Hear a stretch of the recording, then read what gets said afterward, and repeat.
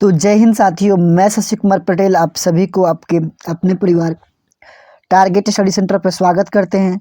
साथियों, Bihar board matric परीक्षा 2024 में जो लेने वाली है उसकी चैप्टर 3 लोकतंत्र में प्रतिस्पर्धा एवं संघर्ष जो चैप्टर है, और आज का लेक्चर भी 3 है, और सिविक शास्त्र का हम लोग चैप्टर 3 देखने वाले हैं जिसमें कंप्लीट भी ऑब्जेक्टिव करेंगे। ठीक है, चलिए बिना समय गंवाए स्टार्ट करते हैं। सबसे पहला क्वेश्चन क्या कह रहा है? सबसे पहला क्वेश्चन कह रहा है कि वर्ष 1975 भारतीय राजनीति में किस लिए जाना जाता है? जो वर्ष 1975 था भारतीय राजनीति में किस लिए जाना जाता है?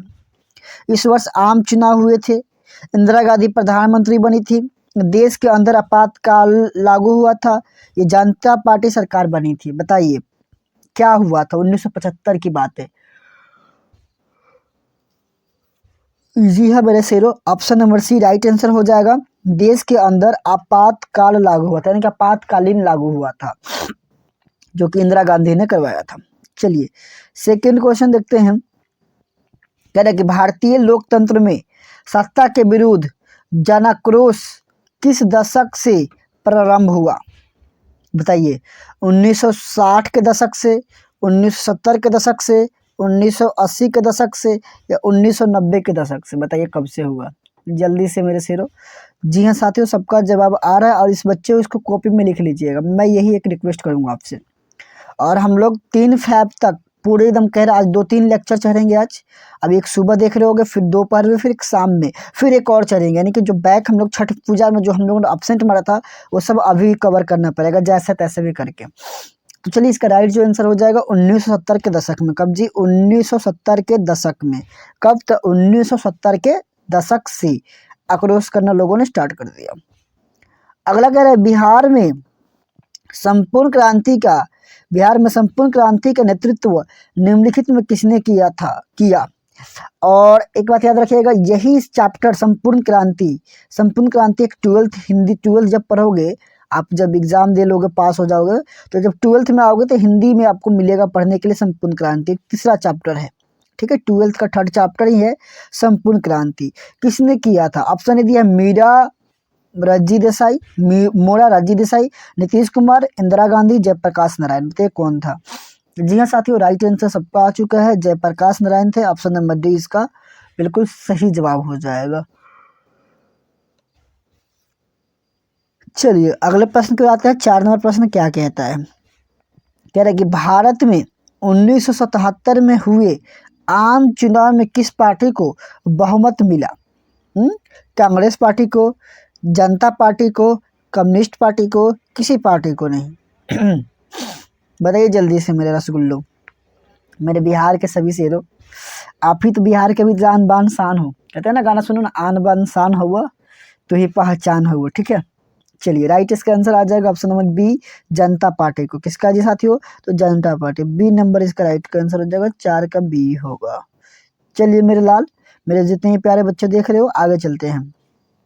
5 नंबर कह रहा है कि चिपको आंदोलन निम्नलिखित में से किससे संबंधित है? पेड़ काटने के विरोध से, आर्थिक शोषण के मुक्ति से, ठीक है, शराबखोरी के विरोध आवाज से, या कांग्रेस पार्टी के विरोध से? चिपको आंदोलन बताइए किसके निम्नलिखित में से किससे संबंधित है? जी हाँ साथियों, पेड़ काटने के विरोध से। किसके जी? पेड़ के काटने के विरोध से चिपको आंदोलन स्टार्ट हुआ था। चलिए अगला आते हैं 6 नंबर क्वेश्चन। कह रहा है कि दलित पैंथर्स के कार्यक्रम से निम्नलिखित कौन संबंधित नहीं है? जातीय प्रथा का उन्मूलन, दलित संगठन का गठन, भूमिहीन किसानों को उन्नति, या औद्योगिक मजदूरों का शोषण से मुक्ति? बताइए क्या होगा?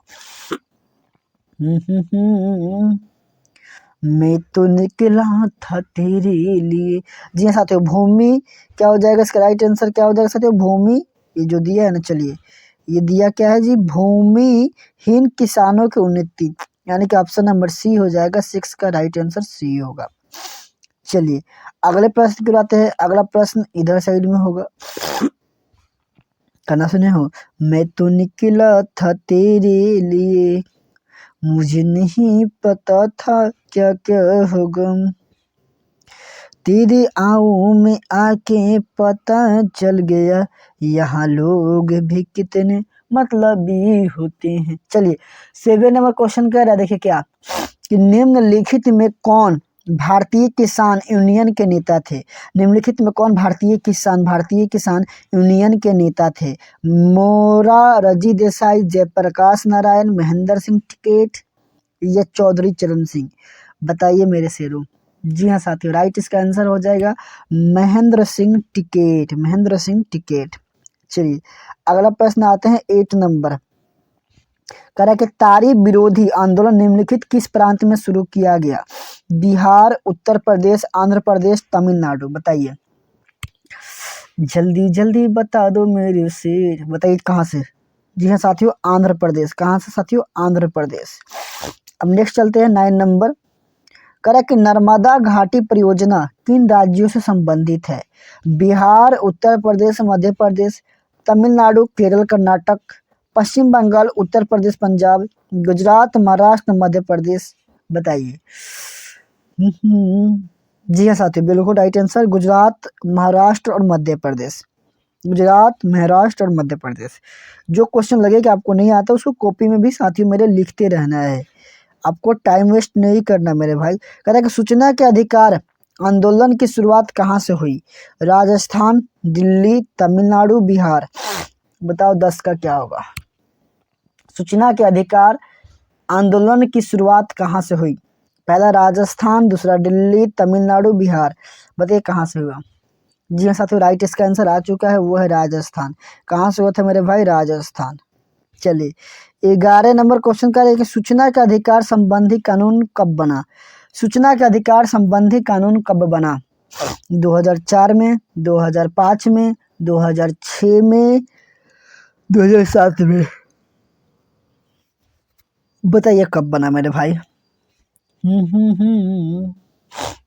ये बिल्कुल सुबह में क्लासेस चल रही है, आप ये समझ सकते हैं ना। हाँ 6 बजे 2005 में। कब मेरे भाई, 2005 में। नेक्स्ट आते हैं हम लोग 12 नंबर। 12 क्या करेगा, नेपाल में सुप्त दलीय गठबंधन का मुख्य उद्देश्य क्या है। राजा को देश छोड़ने पर मजबूर करना, लोकतंत्र की स्थापना करना, भारत नेपाल के बीच संबंधों और बेहतर बनाना, सर्वदलीय सरकार की स्थापना करना। बताइए क्या होगा। मैं तो चलो तो तेरी लिए। चलिए बिल्कुल सही जवाब ऑप्शन नंबर बी होगा, लोकतंत्र की स्थापना करना। किसकी स्थापना करना है जी, लोकतंत्र की स्थापना। उनका मुख्य उद्देश्य क्या था, लोकतंत्र की स्थापना करना। चलिए नेक्स्ट आते हैं 13 नंबर। क्या कह रहा है कि बोलीविया में जनसंघर्ष के मुख्य कारण थे।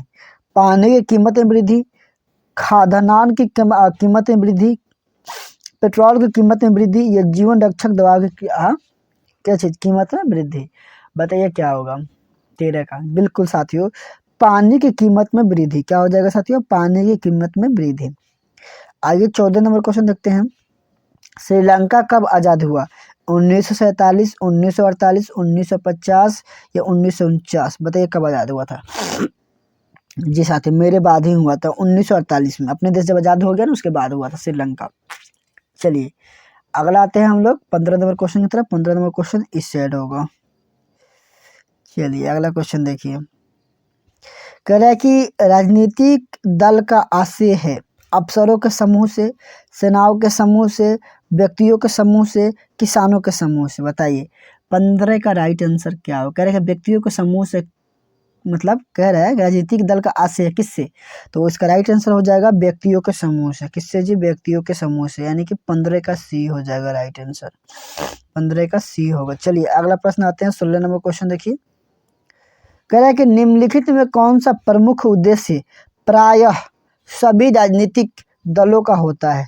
सत्ता प्राप्त करना, सरकारी पदों का प्राप्त करना, ठीक है, चुनाव लड़ना, इसमें से कोई नहीं। और सबको पता है भाई सत्ता प्राप्त करना होगा इसका राइट आंसर। बच्चे बच्चे जानता होगा इसका मतलब क्या है। चलिए जी ठीक, बहुत अच्छी बात मेरे रसगुल्लो। 18 नंबर 17 नंबर क्वेश्चन देखिए।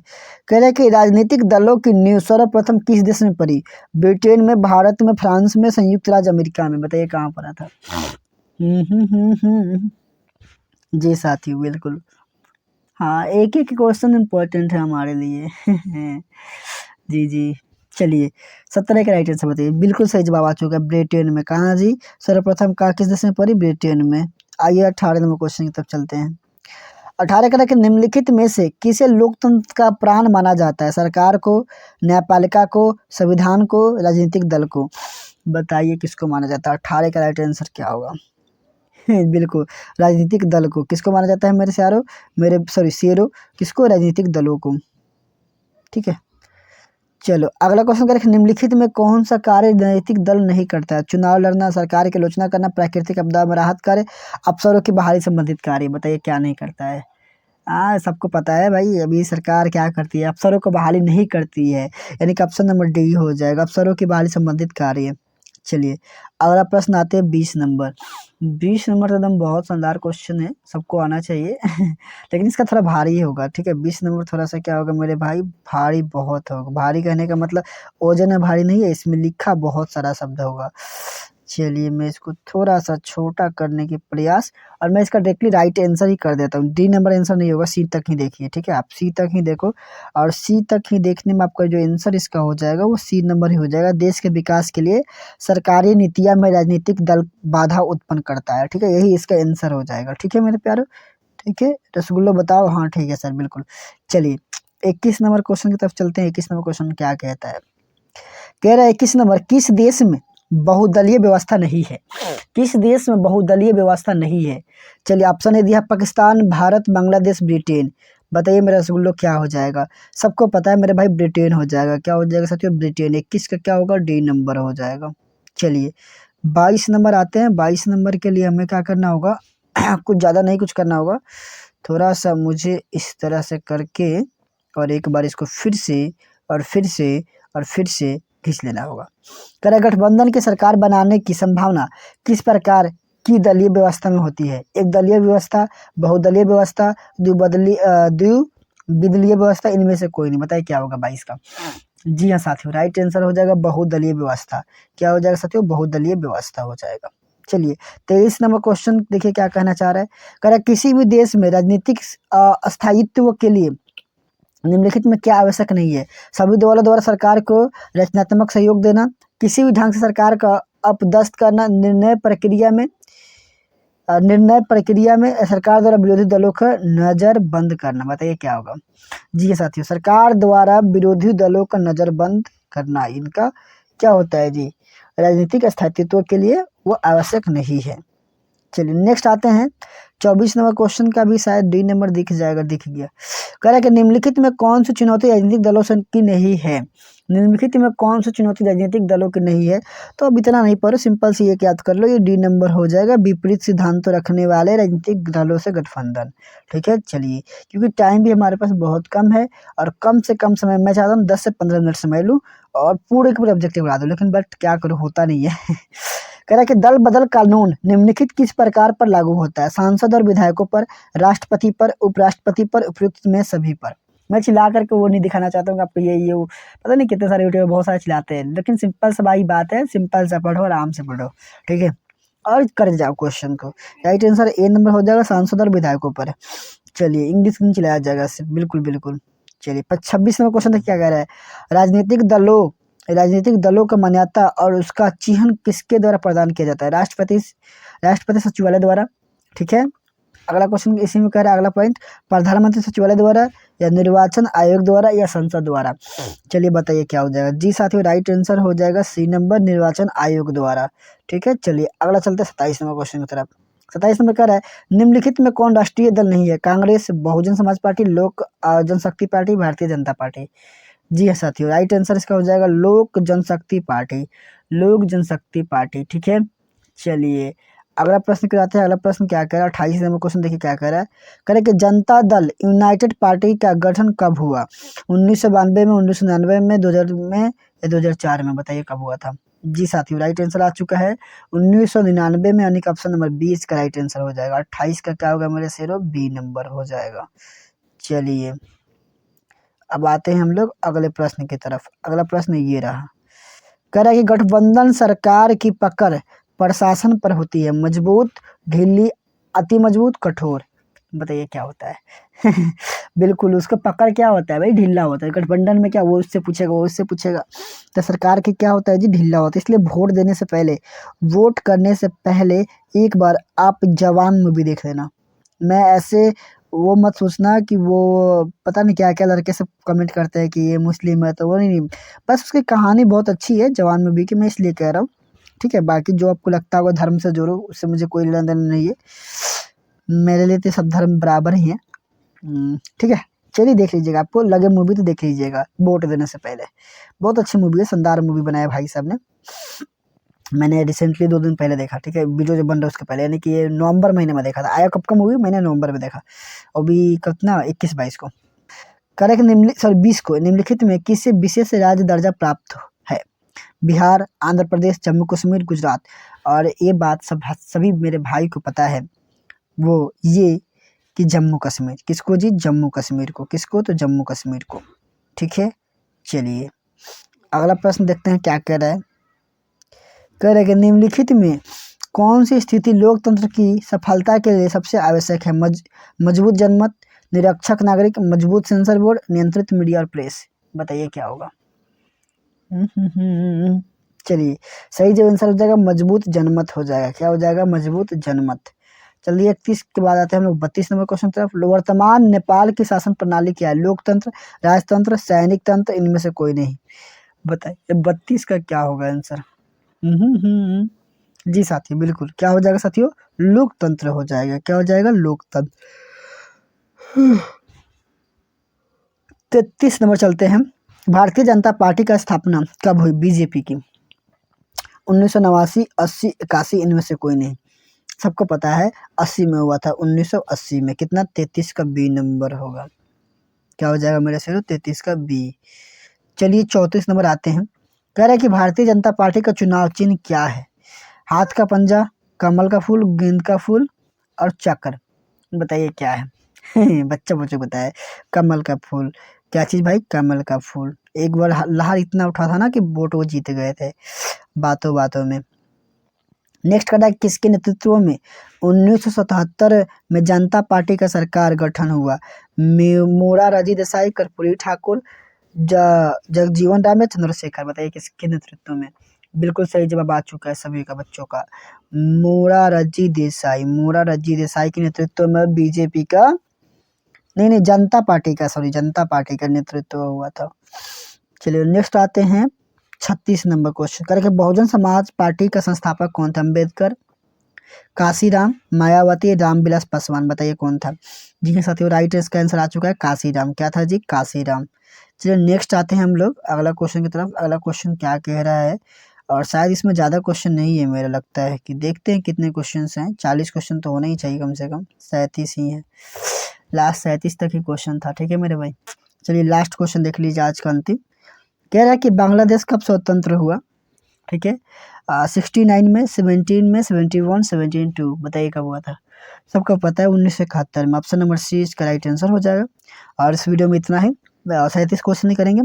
फिर मिलते हैं अगला 4th चैप्टर, आज के ही दिन मिल जाएंगे मतलब। ठीक है, क्योंकि आज में हम लोग को सिविक्स ख़त्म करना था अकॉर्डिंग टू टाइम, तभी तो जाकर 3 फरवरी तक ख़त्म, मतलब मेरा मतलब है कि 3 फरवरी तक पूरे सिलेबस को खत्म कर दूंगा। एक दिन एक हर रोज एक डोज देखो, 3 फरवरी के पहले ही खत्म हो जाएंगे। तो इस वीडियो में इतना ही, मिलते हैं आपसे अगले वीडियो में। तब तक के लिए पढ़ते रहिए, बढ़ते रहिए। जय हिंद, जय भारत।